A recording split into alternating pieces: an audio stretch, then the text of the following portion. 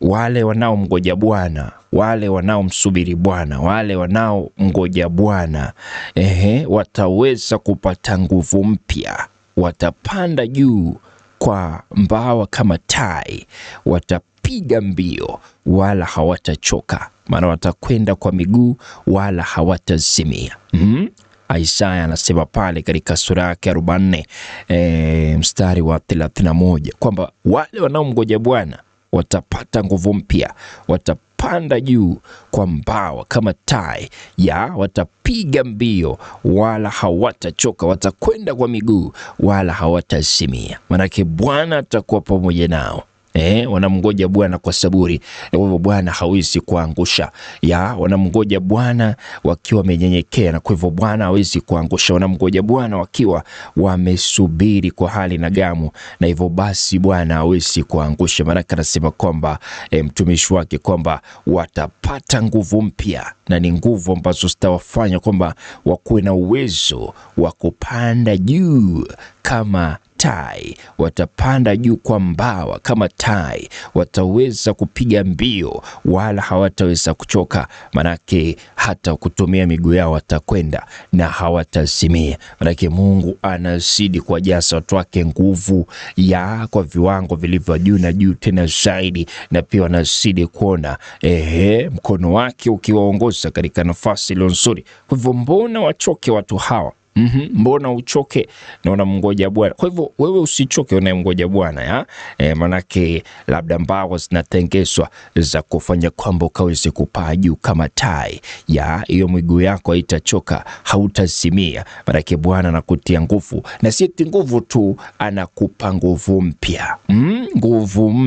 Nguvu mpya zitakazo kufanya kwamba ukaweze kuangaza katika nafasi ile nzuri. Unajua wakati siku inapoanza, wakati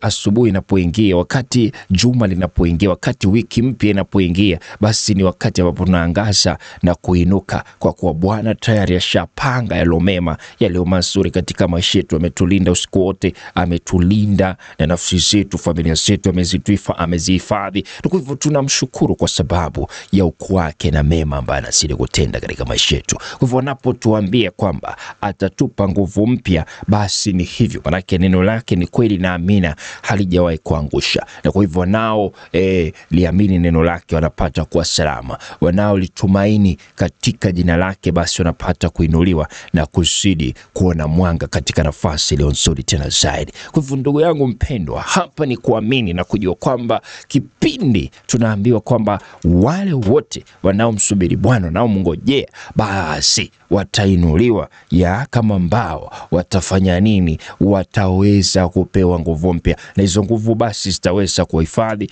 na kuwalinda na kuwavukisha katika nafasi zilizo nzuri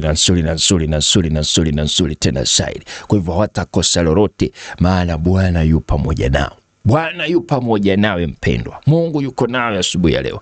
Mungu wako na wewe katika mwezi huu. Kila siku zote za maisha yako unapoishi, basi utakuja kuona akikutenda lo mazuri tena zaidi. Na kama ishara mmoja wapo ya kuonesha kwamba hakika Mungu yuko pamoja nawe, ni kwamba leo hii tena unaweza kuona mkono wake ukikuinua. Ndio maana sasa hivi unaweza kutazama ama unaweza kusikiliza kutokea sehemu ambayo uko pale, kwa sababu Mungu amekupa uzima. Amekupa nguvu mpya. Labda kuna yule alikuwa mgonjwa, lakini sasa hivi ameshaanza kuhisi, mwili umeanza kuwa mzuri. Nguvu mpya zishaonekana. Kwa hivyo tayari Mungu ashakupa nguvu mpya.